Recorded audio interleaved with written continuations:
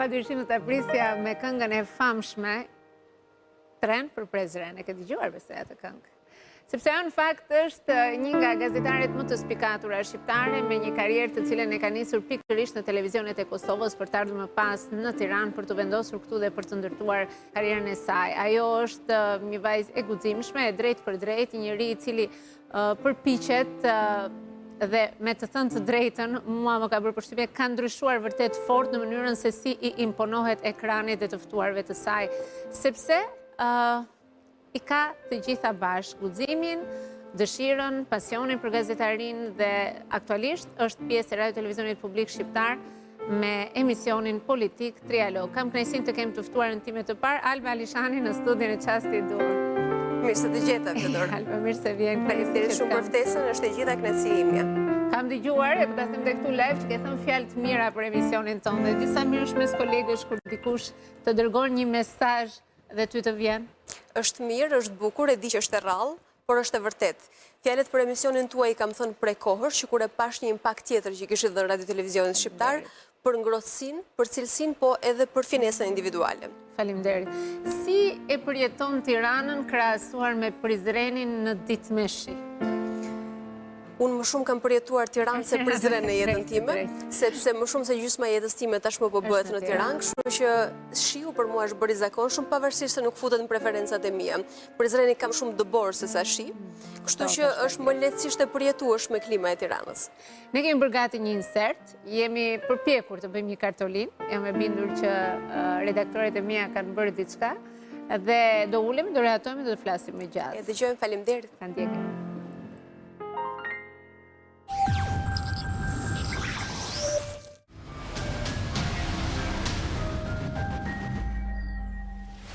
Zonja dhe zotrimi mbrëma, mirë se po ritakohemi në Radio Televizionin Shqiptar, mirë se vini edhe këtë të martë në Trialog. Ka thuajse 2 dekada që Alba Alishani hyn në shtëpitë tona përmes ekranit. E lindur në Prizren nga 2 prindër të mrekullueshëm që përpos sakrificave ditën të edukonin dhe të arsimonin 2 fëmijët e tyre. Në televizion, Alba spikati që në daljet e para në moshën 13 vjeçare, duke u bërë sot një nga moderatorët më të zonja të emisioneve politike, ku përballë saj janë ulur figurat më të rëndësishme të vendit, por edhe ato të Kosovës. Nga emisioni Debat me Alba Alishanin tek Trialog në RTS, ajo ka ditur të krijojë hapësira të vërteta dialogu.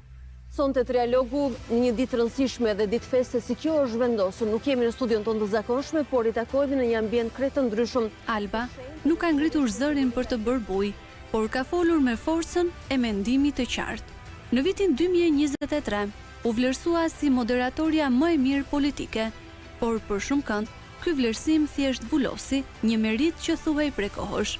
Shkollimi i parë për të ka qenë dega e gazetarisë, pastaj diplomaci, marrëdhënie ndërkombëtare dhe së fundmi gazetari investigative.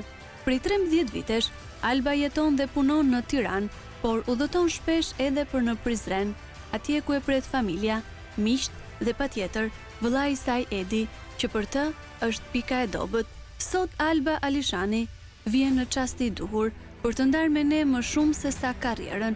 Ajo vjen për të treguar rrugtimin, sfidat, rënjet, zgjedhjet dhe ndoshta edhe momentet kur ka pasur më shumë pyetje se përgjigje.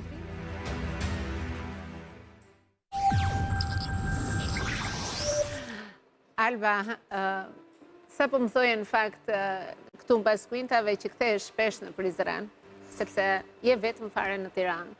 E gjithë familja jote është atje dhe sigurisht kam përshtypjen ose ndjesinë që ata qytetarët e Prizrenit, edhe pse kanë mbetur pak, po themi ruajnë me fanatizëm dhe duan që të qëndrojnë dhe të mbajnë qytetin e tyre ashtu me ato traditat e veta dhe me një ndjesi shtëpie që në momentin që hyn atë qytet. Si të duket kthimi në Prizren? E vërtet, kjo është edhe për dikë që e sheh Prizrenin ose ka impakt të parë, vizitë të parë, imagjino për ne që jemi lindur dhe rritur aty. Se duhet thënë shpesh se ndonjëherë nuk më signifikojnë me qytetin tim, po unë jam lindur dhe rritur atje. Kështu që çdo rikthim është më shumë se shtëpi, për më tepër që familja ime është atje. Rikthimi nuk është vetëm detyrim, është edhe nevojë, është edhe ndjesi. duke pasur shtëpi në kuptimin e mirëfillt të fjalës, Prizreni mbetet shtëpi e dyfisht. Edhe si nostalgji, edhe si kujtim, po edhe si shtëpia ime reale fëmijërisë, edhe si familja ime vërtet e cila qëndron dhe më pret atje. Kështu që ajo dera hapur është rritse në çdo moment. Fundjavat zakonisht, pavarësisht se tentojmë të shkëmbejmë me familjen, po duke qenë të gjitha ndej, më takon mua të vizitoj më shpesh që t'i bëj të gjitha detyrat një herësh. Natyrisht, kthimi në shtëpi është gjithmonë kjo ndjenja e ngrohtësisë, sidomos tani meqense vim nga festat e fundvitit, atje ishte streza edhe për këtë fundvit, kështu që po, është edhe detyrim, edhe kënaqësi, edhe nevojë të qenit në qytetin tënd, në shtëpinë tënde. Çfarë gjurmë ka lënë Prizrenin aty që është formimi yt si gazetare, për shkak të historisë, traditave, një peshë të madhe që ka ky si qytet, po themi në historinë shqiptare, por edhe të Kosovës, nuk diskutohet, por në përgjithësi në mbar shqiptare, sigurisht Prizreni mbahet si një ndër qytetet ku ka ndodhur disa nga ngjarjet më të rëndësishme të historisë tonë. Përpiqem të tregohem reale kur analizoj veten edhe gjenezën time. Qyteti mund të ketë një pjesë të meritave, ndoshta edhe familja ka një pjesë të kontributit në këtë drejtim, të formësimit, idealeve, edhe orientimit tim profesional apo qoftë edhe njerëzor, sepse unë vështirë shkëpus këto nga njëra tjetra, besoj që individualiteti njeriut, karakteri, brumi që ai ka hynë thellësisht edhe në jetën tënde profesionale, pra të bëjnë ty atë që je si produkt, kështu që po, besoj se në këtë drejtim ka kontribute. E nëse flasim në vlerësimin mirëfilli dhe klasik profesional, nuk ka kontribut të drejt për faktin që unë kam ardhur shumë e vogël këtu. Kam ardhur 17 vjeç e gjysmë, s'kisha bërë as 18 kur fillova universitetin. Kështu që prandaj edhe në nisjet e emisionit thash që më shumë shira dhe dëbor, aq pak sa ka pasur kam jetuar në Tiranë se sa në qytetin tim. Pra praktikisht post adoleshencën e deri më sot unë e kam jetuar këtu, edhe këtë e ndjej si qytetin tim. Fëmijëria vazhdon ende të kesh miq nga familja jote dhe nga rinia jote në Prizren, të cilët i takon dhe mban kontakte dhe mbetesh me ta e lidhur gjithmonë? Ka njerëz të rëndësishëm që të presin atje? Sa më globale është bërë shoqëria dhe bota, aq më i vogël, më i shpeshtë dhe më frekuent është bërë komunikimi për shkak mundësive tona.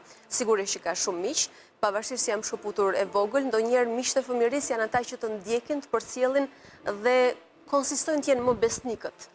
Ata që kanë qëndruar dhe kanë rezistuar më fort, ka dyer që hapen sa herë unë shkoj në pritje, qoftë edhe për një përshëndetje apo ritakim, po edhe miqësitë më të mira kanë mbetur atje. Në Prizren, kush është njeriu që të pret më me mall kur ti shkon? Apo nga që shkon shpesh nuk ndodh diçka e tillë? Qëdora mall ka gjithmonë, ti je nën dhe besoj se e ndjen, dhe malli i familjes besoj që është sapo del nga dera. Nuk ka rëndësi se sa kilometra larg je, emigrim e quaj unë. Se 2 orë rrugë janë, po gjithsesi prindrit nuk i ke der më der, nevojën për të realizuar shpesh mendimin e tyre nuk e ke kaq të shpejtë dhe kaq fleksibël, aq më tepër që vitet kalojnë, mosha rëndon, nevojat shtohen, kështu që ne gjithsesi në distancë jetojmë. Sado pak kilometra të na ndajnë në mes, kështu që familja është ajo që ndjen gjithmonë mall. U shoh që gëzohen njësoj dhe mërziten njësoj sa herë që unë iki dhe kthehem. Megjithatë, diçka nga qyteti duhet kesh marrë si zakon këtu me vete në Tiranë. Çfarë i ke vjedhur Prizrenit, të cilën nuk e hequr dorë së paturi si një zakon tëndin edhe pse jeton tashmë prej vitesh këtu? Ndoshta zakonet i mbart ADN-ja, është pjesë e genetikës, kështu që unë i kam reflektuar me personalitetin, me sjelljen, me karakterin. Dhe me thënë të drejtën, jam treguar fanatike në këtë drejtim.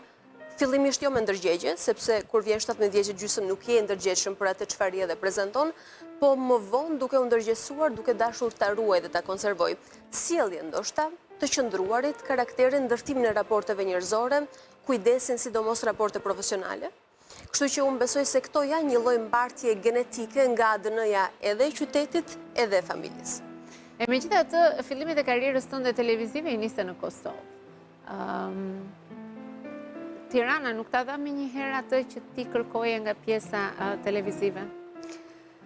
Në Kosovë, për fatin tim të mirë, ose edhe për rritjen time të parakoshme, se ka 2 anë medalje gjithmonë, unë nisa aksidentalisht që 13 vjeç. U bëra pjesë e botës e televizionit dhe u shkriva me të fal pasionit që e zbulova gjatë rrugës, sepse në atë moshë pa ndërgjegjshëm ti nuk zbulon dot veten, të zbulon dikush. E rrugës ti fillon ta kultivosh. Më pas kur erdha në Tiranë që do të nisja studimet e larta universitare, sigurisht që Tirana nuk më dha menjëherë gjithë çfarë unë doja dhe pretendoja, por më tepër që diçka kisha unë.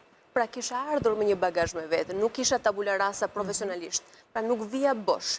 Ndoshta dhe për këtë pretendimet e mia, ishin më të larta, dhe objektivat e mia ishin më të larta se sa mundësitë e momentit, ndoshta dhe se sa mosha ime, edhe se sa shkollimi i dur, kështu që Tirana ka qenë jo e pandershme, por ndoshta disproporcionale me ato çfarë unë prisja dhe parashikoja për veten. Ka kërkuar pak më shumë kohë fizike, ndoshta pak më shumë mund edhe investim personal, meqense kjo ishte rruga që zgjedha ta bëja, pak më shumë lodhje mentale më shumë se sa fizike, sepse këto janë vite që nuk e ndjen lodhjen fizike. Sigurisht, janë përjetime të rinis, ku ti nëse je një natyrë ambicioze i përjeton gjithmonë me më shumë nerve, më shumë vrull, nëse i flasim vetes tani më shumë vite më pas për ato të njëjtat situata që na kanë ndodhur, me siguri që do i kishim përjetuar ndryshe. Sigurisht. Por edhe një fushë e vështirë, sepse televizioni, gazetaria, gjithçka që ka të bëjë me imazhin publik, nuk është një fushë e thjeshtë. Sigurisht ka edhe shumë kërkesë, ka edhe shumë sulme, ka edhe shumë të pasur në vëmendje që gjithmonë duke qenë i reflektuar dhe në sy të tjerëve është e vështirë, domethënë, që të arrish të përballosh gjitha për më tepër vetëm, siç ke qenë ti. Megjithatë, Fjodora, nuk dua të tregohem e pandershme me Tiranën. Tiranës jam mirënjohse për mundësitë, për hapësirën dhe për çfarë kam arritur, sepse nëse do të hasja në vijimsi në dyert të mbyllura, ndoshta nuk do të ishim përballë njëra tjetrës sot. Ky është një realitet të cilin e ke jetuar pak kohë para meje, e di dhe një shumë mirë si terren, kështu që nuk do duhet harruar mirënjohja njëherë për njerëz caktuar, për habitate caktuara, edhe për shanse që ndonjëherë nuk të jepen për të dytën herë, sepse kjo botë, e sidomos bota ku ne jetojmë dhe mëshirojmë, që është bota e televizionit, ka pafundësisht njerëz të talentuar. Vijnë, ikin, disa ja dalin, disa dorëzohen, disa rikthehen, disa nuk shkëlqejnë kurrë, disa mbijetojnë edhe pa shkëlqyer për të tjera motive. Prandaj unë besoj që duhet i qëndrojmë mirënjohës dhe të kthehemi pak tek ato dyert të hapura dhe tek ato duar të zgjatura. Nuk janë shumë, por unë besoj te mirënjohja dhe çmoj shumë çdo që është mirënjohës me mua dhe unë përpiqem të jem me ta. Që këtu të dyja bijem shumë dakord, sepse mua sa herë që më pyesin për veten time çfarë urren më shumë tek njerëzit, kam vetëm një përgjigje, mos mirënjohjen. Dhe kjo për mua është pra mungesa e mirënjohjes, është për mua është një nga, po themi, problemet më të mëdha që mund të ketë shoqëria sot, po njerëzit në përgjithësi. Kështu që të kuptoj shumë mirë kur e thua këtë gjë dhe e kuptoj se sa e vështirë duhet të ketë qenë që të bindësh të gjithë ata që janë përballë teje, që ti mund ta bësh të sepse je e zonja. Sepse gjithmonë edhe unë në punën time, mendoj edhe ti, paragjykimi me si qenit një vajze e pashme, pra, edhe që ka një ambicje të madhe, sidomos në fushën e politikës apo të emisioneve politike, me siguri që duhet këtë hasur me skepticizmat, me pyetjet, me dilemat, me ato thashe themet pas dere. Gjithmonë besoj që ka patur një moment të tillë. I ke ndjerë ti këto tek vetja? Ka pasur në vijimsi dhe vazhdimisht momentet të tilla, me të cilat do duhet të luftosh gjithsesi vijimisht, sepse ti e di mirë që ekrani është i pabes dhe të tradhton shpesh.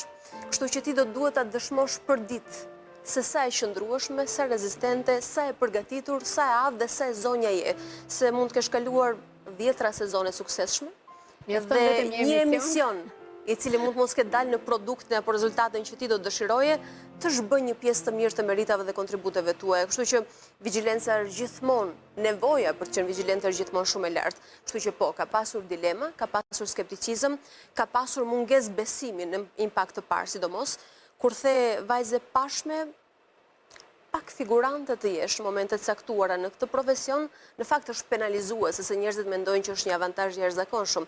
Është penalizuese sepse ti ndeshesh me paragjykimin negativ për atë që ditë dhe mund të bësh. Sepse jo në çdo rast do të shfrytëzosh asetet dhe pamjen tënde fizike, sepse ka momente, e di që mund të jenë përjashtime të rralla që nuk ke nevojë të përdorësh. Është e vërtetë. Ke nevojë që kur e fjala të jetë puna jote. Sigurisht. Në ekran imazhi shkon për krah me përmbajtje. Dhe ne këtë e dim shumë mirë se kemi shumë vite në ekran dhe duhet të kuptojmë që njerëzit duhet të kenë edhe një imazh i cili zbukuron ekranin. Është shumë e rëndësishme kjo gjë. Ajo që dua të të pyes tani është në lidhje me profesionin dhe me gazetarinë. Çfarë të shtyu të mbarosh 3-4 universitete, sa 3 apo 4? 3. Dhe të mos ndalosh së punuari dhe së shijuari atë që normalisht ka arritur me shumë mund. Çfarë të çon kaq shumë drejt kërkesës për të perfeksionuar me veten, Alba? Kjo është një lloj kërkese llogarie për veten. dhe pa mjaftueshmërie me veten në të njëjtën kohë. Se kur theti 4, unë thash, pas kam bërë gabim se po mendoja për të 4-tin, se do kishte thënë Flodora vërtet 4. E vërtet 4 pastaj. Jo, kjo është kërkesa e llogarisë ndaj vetes. E nisa shkollimin e dytë, që t'jem me sinqert, kur vjova një shkollë për diplomaci dhe marrëdhënie ndërkombëtare, po mendoja që në qoftë se ky do të jetë habitat i cili nuk do të tregohet bujar me mua, kam fjalën për gazetarin dhe ekranin, atëherë do duhet të shoh për mundësi dhe potenciale të tjera, se duke qenë vetëm investuar në këtë drejtim, duhet isha e sigurt që do të ushqehesha profesionalisht dhe financiarisht. Kështu që mendova për disa dyer shtesë që mund të më hapeshin potencialisht në kohë. Dhe diplomacia ishte edhe fushë që e doja, më pëlqente dhe kam qenë gjithmonë me idenë që duhet të synosh gjëra që mendon se mund t'i bësh. Certifikimin i bën apo jo, gjithmonë e jep dikush tjetër, por ti di predispozitën tënde. Sa është predispozita jote për që ne arrirë në këtë drejtim? Unë asnjëherë nuk jam futur fushave ku kam pasur dilema, në qoftë se bëhem apo jo. Jam futur fushave ku kam pasur besim që unë e bëj edhe ja dal.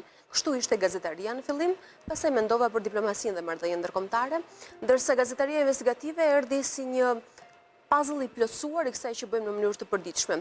Besoj që ne kemi nevojë të perfeksionohemi gjithmonë, siç po ndryshon, është fleksibël, edhe fluide dhe bota e sotme me cilën përballemi. Gazetaria nuk është më të bërit e gazetarisë klasike, dhe ne duhet jemi më fleksibël me ndryshimet, kështu që këtë e kam bërë për të plotësuar atë që bëjnë në mënyrë të përditshme. Gazetarin ton, sa do e vakët që mund duket, ajo do impenjimin dhe do përkushtimin ton të përditshëm. Shkollimi i tretë ka qenë në këtë drejtim, ndërsa i dyti ishte për t'i dhënë më shumë shanse, mundësi më shkurt siguri për veten dhe për jetën. Kur thua gazetari investigative, po mendoja pak me veten time, cilat mund të ishin modelet e femrave në botë që i rrinë këtij profili që ti pozicionon me kaq forca manpur, mund të jetë një prej tyre e cila më vjen në mendje tani shpejt aty për aty. Sigurisht, kjo lloj gazetarie kërkon pak guxim, po ke arritur ta vësh në funksion të punës tënde, apo e ke marrë thjesht për ta patur dhe përpiqesh ose mendon që në një të ardhme mund edhe ta përdorësh si stil gazetares? Jo, unë besoj që copëzat të saj ne i realizojmë për ditë. Edhe në emision. Pavarësisht kushtëzimeve, kondicionimeve të vazhdueshme, se ne dim terrenin ku frymojmë si gazetar, por gjithsesi copëzat të saj ti detyrohesh të implementosh. Unë bëj një emision politik, kryesisht politik, sepse natyrisht që aty ka profile sociale, ka profile ekonomike, sepse e përditshme aktualiteti dhe agenda që ne ndjekim si media të detyron të prekësh dhe ekonominë e vendit, edhe mirëqenien dhe anën sociale, por është kryesisht politik. Duke që në këto fusha ti përballesh gjithsesi edhe me kronikën e zezë, do duhet bësh në vijimsi investigimet e tua. Me 2-3 sa burime të kesh mundësi. Të bësh gazetari investigative është diçka tjetër. Do duhet të rrëmosh në terren, të shkosh të gjesh, të përballesh, të kurrizosh informacione, është më e thellë se kaq, e vërtet. Por unë besoj se copëza në praktik ne detyrohemi të implementojmë çdo ditë. Kështu që për t'i bërë mirë, saktë dhe në mënyrë koncize, unë kam dashur të kem edhe laurimin e dur. Ndonjëherë mendojmë që dim, por në fakt nuk dim t'i bëjmë siç duhet. Kështu që pse jo, më ka ndihmuar vërtet në të kërkuarit, në të qenit korrekte me kërkimin, sepse edhe kur i kërkon llogarit ftuarit duhet të jesh korrekte sepse ai ka limitet e tij, edhe ti duhet kesh të tuat profesionalisht. Kështu që për të qenë etik dhe profesionalisht qëndrueshëm, më ka ndihmuar dhe unë e bëj. E bëj ndonjëherë dhe në limite sa dhe kritikohem se ne nuk kemi mësuar me zërin e oponencës së fortë, ndonjëherë jemi mësuar dhe me një gazetari të sheshtë dhe horizontale. Kështu që kur kam thyer disa barriera në këtë drejtim edhe pa shkollimin, se është dhe çështje karakteriale ajo. Është tamam karaktera, po njeriu ka shkuar edhe në limite, besoj. O nuk është. Pyetja që ndron, ke modele, unë përmenda këtu një gazetare shumë të njohur, e cila ka prekur luftën, ka bërë intervista shumë. A ke modele të cilat i ndjek, qofshin ata meshkuj apo femra nga fusha e gazetarisë? Ti përmenda Manpur, është një model të cilin nuk e kam ndjekur, por e kam vlerësuar dhe di pse, sepse lidhet me histori personale. Lufta e Kosovës në fillim bante emrin Lufta Manpur. Si për ironi, unë nuk e dija që do t'isha dikur një gazetare, asë kohë isha një fëmijë që po përjeton të luftën, po Amanpur ishte nga të parat gazetare amerikane e cila zbarkoi në frontin e luftës, e pa që aty realisht po ndodhte një masakër dhe një genocid real, gjë që bota praktikisht nuk e njihte, njihte konjunkturalisht atë çfarë politikisht dhe nga ana diplomatike po ndodhte me Kosovën, por jo çfarë realisht civilët po vuanin në terren, familjet tona po hiqnin, masakrën që ajo pa në rrugët e Kosovës, dhe kur raportoi për herë të parë, kështu raportoi, për një masakër njerëzore, për human të shkatruar dhe për genocid. Dhe u duk sikur Amerika dhe bota filloi ta merrte seriozisht edhe çështjen e ndërhyrjes, sepse ka pasur një oponencë jashtëzakonshme edhe nga vendet e BE-s, si Franca në atë kohë, por edhe SBA-ja ka qenë shumë e dyzuar për ndërhyrjen në Kosovë. Kështu që Amampurja kam lënë këto kredite dhe merita. Por jo, nëse flasim për modele, moduse për të ndjekur nuk kam pasur asnjëherë, dhe unë besoj se është çështje e shtyllës karakteriale të njeriut. Ke nevojë për një muzë orientuese dhe dikë që do ta ndjekësh, ta imitosh, të bësh si ai nesër apo jo. Nuk e kam pasur asnjëherë, nuk ja kam kultivuar vetes, ose më saktë nuk e kam ndjer nevojën që të ndjek një model. Kam dashur të jem vetja dhe kam besuar që versioni më i mirë do të ishte kështu siç jam. E vërtet, reale, certifikimi vjen gjithmonë nga publiku. Dhe unë besoj gjithmonë në një publik inteligjent i cili të nuhat kur ti je imitatore apo po ndjek një shembull që nuk është joti.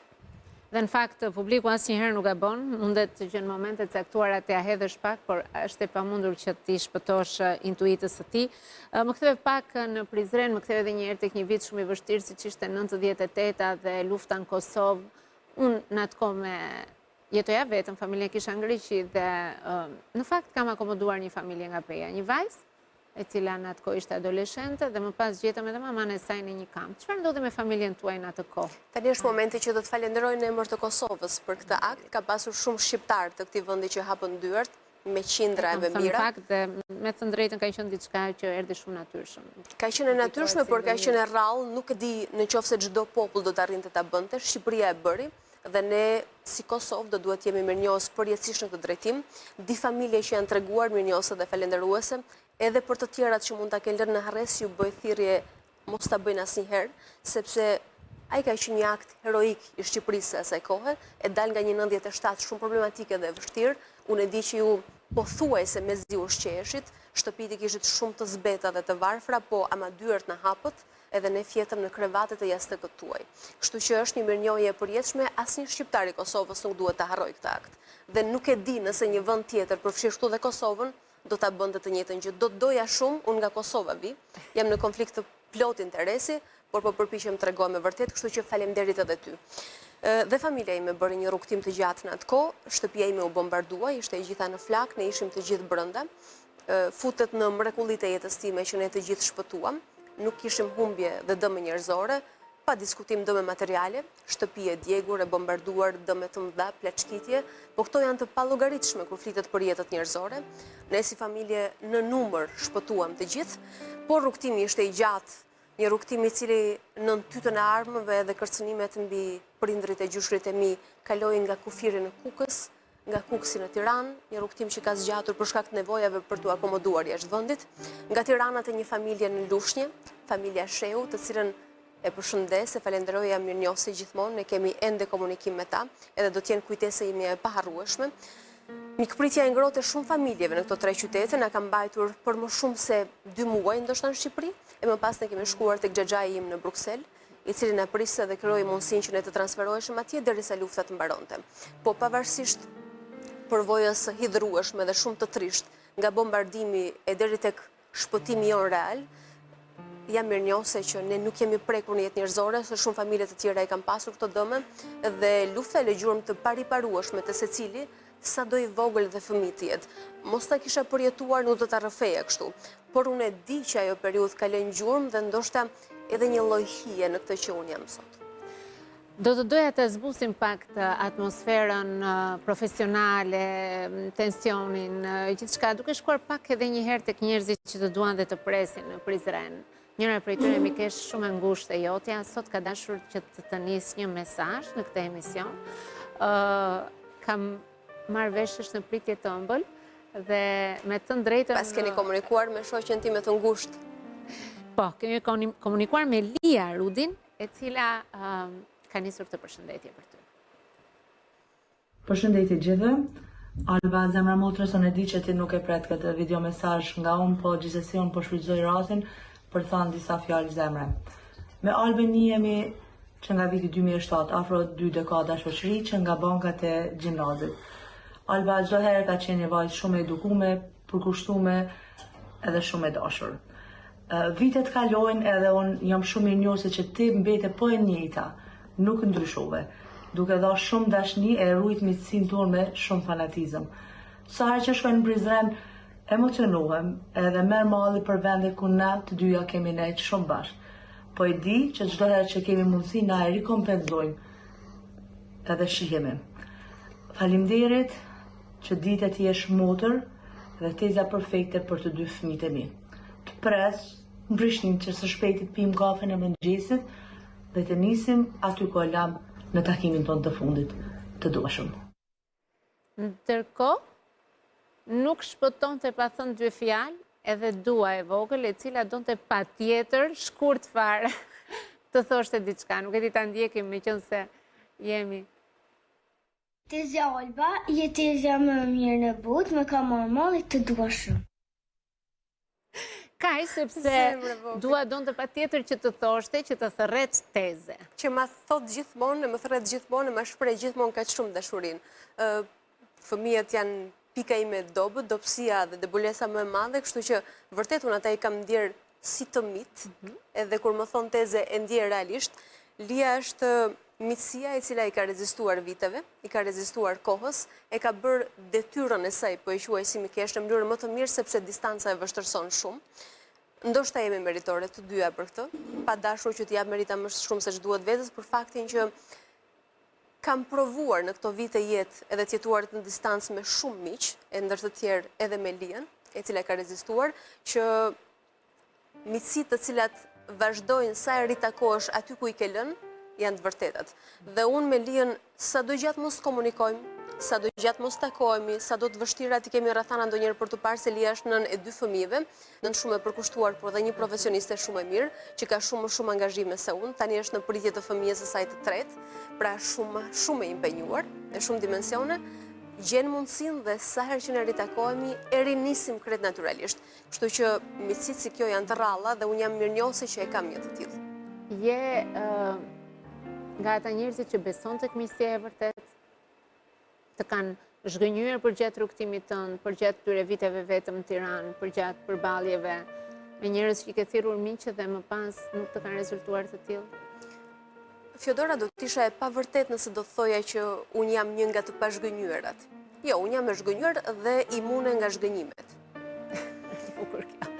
E kam imunizuar veten nga zhgënjimet dhe e kam mësuar veten jo si leitmotiv, po si praktik jetë mos të kem pritshmëri. Unë realisht investohem në shoqëri, besoj, di të besoj, dua të besoj më saktë në momentet saktuara, por nuk investoj pritshmëri, nuk pres. Rrallë pres, dhe ata janë familja ime, njerëzit e mi më të dashur në jetë, prej tyre kam pritshmëri sepse kjo është natyrale, ndryshe do të ishte e panatyrshme, mos kishe pritshmëri as nga familja, por kam krijuar imunitet me zhgënjimet dhe u besoj që ato nuk ka një fund. Mund t'i reduktosh, mund t'i minimizosh, por jeta të përballë të imponohet që të njohësh, të ndërtosh raporte me njerëz, kolege, shoqe, edhe të tillë që ti mund t'i quash miq jete, të cilët një ditë nuk janë më aty ose nuk të përgjigjen siç duhet. Por kjo nuk prodhon më trishtim, kjo të prodhon imunitet të shtuar, forcë për ditur të përballosh dhe ndoshta për të korrektuar dhe sjelljen tënde. Një lloj autokontrolli vjen dhe piqet edhe me pjekjen e njeriut. Kështu që kështu e shohun. Mirë, më pëlqen, domethënë karakteri jote është shumë i fortë. Unë jam pak natyrë ndjeshme, por arrit i kaloj gjërat dhe shpesh edhe harroj sepse mund të kenë ndodhur ato. Është ndoshta në natyrën time, po më përmendë pak familjen tënde, duke mbetur tek njerëzit e tu më të afërt, te kjo lidhja e gjakut kaq e fortë. Si është marrëdhënia jote me vllajin? Edi, unë kam vetëm një vlla, është Edi që është më i vogël se unë, kemi 5 vite diferencë. Ne nuk jemi rritur afër njëri tjetrit sepse ta shpjegova që unë kam marrë shumë e vogël. Shumë herët. Pra ne nuk kemi arritur të njihemi si të rritur bashkë. Kur unë e kam pritur Edin në shtëpi, kam qenë 5 vjeç e gjysmë praktikisht. Dhe ishte një foshnjë. E ndërkohë gjithmonë e kam parë me syrin e të voglit. Edi nuk është më i vogël. Edi ka ndërtuar sot një familje. Edhe ai është në pritje çështje ditësh kur unë do të bëhem edhe hall tashmë. Edhe kjo është një tjetër lumturi shumë e madhe e jetës edhe e ditëve të mia këto ditë. Kështu që edhe nuk është më i vogli që e mendoja unë dhe ndonjëherë përpiqem dhe detyrohem edhe ta korrigjoj veten edhe kur i drejtohem, edhe kur i flas. Nuk më vjen mirë që ne nuk jemi rritur së afërmi dhe kur them rritur edhe adoleshenca imja dhe ti ka qenë një periudhë shumë e rëndësishme për të dy, për të njohur, për të kundërreaguar, për të mbrojtur njëri tjetrin, nuk e kam pasur afër, sepse unë praktikisht jam rritur larg dhe ai ka qenë i vogël i shtëpisë, kështu që protektiviteti ka qenë i pamundur, por gjithsesi nuk ka si vllai yt. Edhe ai sot ka nisur një mesazh në fakt. Edi ka nisur mesazh? Po, Edi ka nisur një mesazh. Kjo është herë e parë historike edhe krejt jashtë parashikimeve të mia. Le ta ndjekim.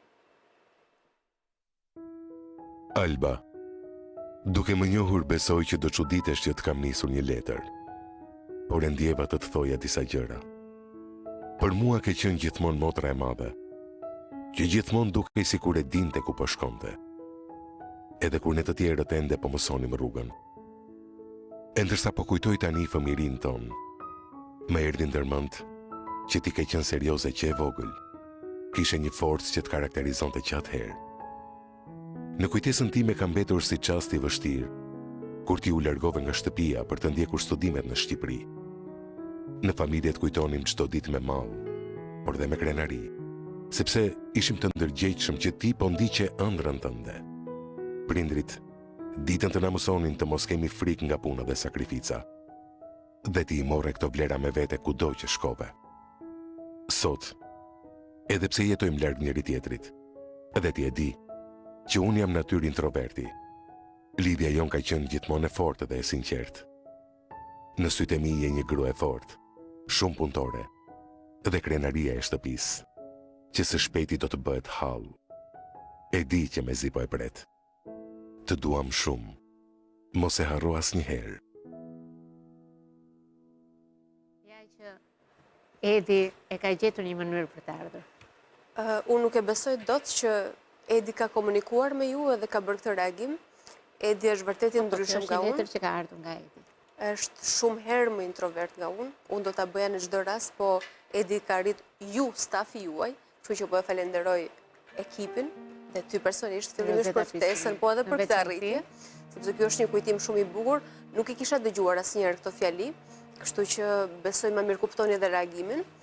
Është e rrallë dhe pazakont. E falenderoj për këtë fjalë unike që ju më dhat shansin të dëgjoja, edhe këtë video e këtë letër do ta mbaj si një kujtim të çmuar. Faleminderit shumë juve, Edit natyrisht. Kënaqësia është e gjitha e jona Alba për të falur disa momente qetësie dhe dashurie, sepse e di se sa e vështirë mund të jetë ndonjëherë puna në televizion. Ai vrapi i përditshëm për të qenë gjithkohës siç edhe ti në natyrën tënde ambicioze, por edhe kërkuese ndaj vetes, ndaj punës, ndaj publikut që shikon, dhe nga ndonjëherë është shumë e rëndësishme të kuptojmë se ku e kemi kokën dhe rrënjët tona për të ndjerë të qetë, se në fund fare ajo familje është vendi ku ne ulemi duke i lëshuar gjitha këto barierat e tjera dhe ndihemi vetja jonë. Kështu që më vjen mirë që arrita të ngacmoj pak, po të them një sekret. Do më thuash si është kjo eksperjenca e qenit hall, sepse një 2 muaj pastaj do bëhem dhe unë dhe jam shumë që kemi në të njëjtën periudhë të dyja. Kështu që mendoj tjetër lajm i mirë dhe urime. Shumë bukur, faleminderit. Alba, shkojmë pak edhe një herë tek puna jote, sepse dua që ta mbyll pak me trialog, me gjithë sfidën që ti ke nisur në ekranin e televizionit shqiptar. Si po shkon? Kush kanë qenë momentet më të forta deri tani dhe çfarë mendon se do të përpiqesh të japësh në të ardhmen në këtë? Trialogu është foshnja ime e re në profesion. E re po e quaj sepse trialogu ka nisur sezonin e kaluar dhe është rrugtimi im i parë në këtë familje të madhe të radio televizionit shqiptar që unë nuk e prisja të ishte e tillë. Nuk e prisja të akomodohesha kaq lehtësisht, pavarësisht se unë përpiqem të familiarizohem kudo që shkoj, por gjithsesi ky është një institucion i madh, është gjigant se takon numrit dhe infrastrukturës, dhe nuk e dija se si do të ishte familiarizimi im brenda me stafin dhe komportimi me të gjithën. Trialogu ka shkuar kaq natyrshëm dhe unë besoj që ka qenë fal kontributit të secilit njeri që qoftë hap një derë, ndez një kamerë, rregullon një mikrofon apo korrekton një plan. Këtu ti e di punojnë qindra njerëz, ja qindra duar dhe sy vigjilent, po unë kam gjetur një ngrohtësi, një habitat shumë të mirë sepse në këtë punë vetëm grupi nxjerr produktin e dëshirueshëm. pa punën në grup dhe pa funksionimin, qoftë edhe një hallket vetme të zinxhirit, puna jon çedon. Asgjë nuk ka duk dhe audienca nuk merr atë për cilën ne investojmë dhe punojmë kaq shumë.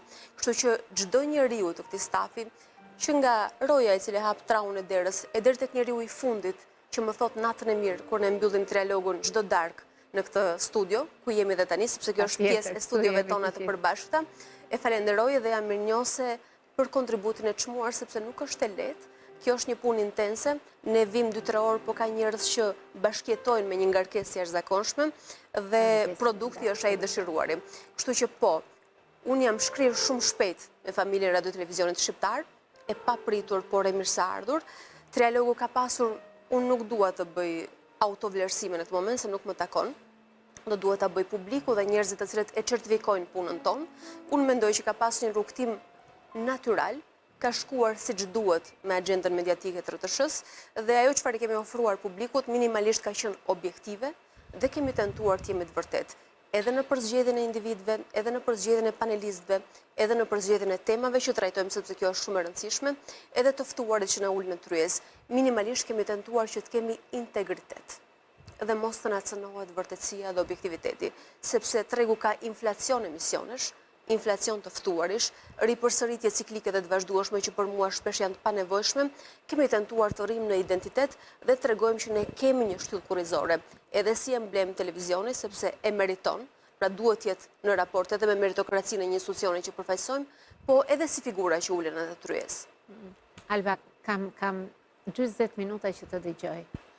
Vetëm një fjalë të shpëtoj në zhargonin gegnisht. Cila ishte? Meritore. Që kishte për meritat meritore. E vetmja. Në të gjitha fjalët e tjera, ti ke një disiplinë të jashtëzakonshme për të folur të skërishtën. Kur e vendosëve veten tënde për ta mbyllur këtë intervistë, që do të ishte kështu dhe e vendose si një shenjë respekti karshi ekranit, si vendose që të... E thënë për te, unë po e marrë si filmisht si kompliment, por unë e kam vendosur që ditën kur kam ardhur, kam filluar të studioj dhe kam vendosur të jetoj dhe të kontribuoj profesionalisht këtu. Ndryshe nuk do t'integrohesha, ishe shumë e bindur për këtë dhe nuk ishte se si. Ky është vetë një ambient agresiv dhe për më tepër ne i shërbejmë publikut. Në mungesë të respektit për ta, unë nuk kisha se si u hyja në zemra edhe të më vlerësonin duke qenë dialektike në të folur. Pa të del në njërë vetja kur shkon në Prizren? Në fakt nuk më del dhe i bezdis dhe ata që s'më del. Faleminderit shumë Alba që ishte. Faleminderit ju për ftesën, ishte kënaqësi jashtëzakonshme, shumë i ngrohtë ambienti, edhe më i ngrohtë nga ajo që përçohet në ekran, ajo që ndjeva unë këtu, dhe shpresoj që të kemi shkuar kështu ngrohtë edhe te publiku. Faleminderit shumë edhe një herë ty dhe ekipit që e kishe të mrekullueshëm. Faleminderit. Sukses edhe një Alba, punë të mbarë. Edhe ju. Ne shkojmë një hapësirë publicitare, do të vim në pjesën e dytë të këtij emisioni, mos u largoni, rikthehemi pas pak.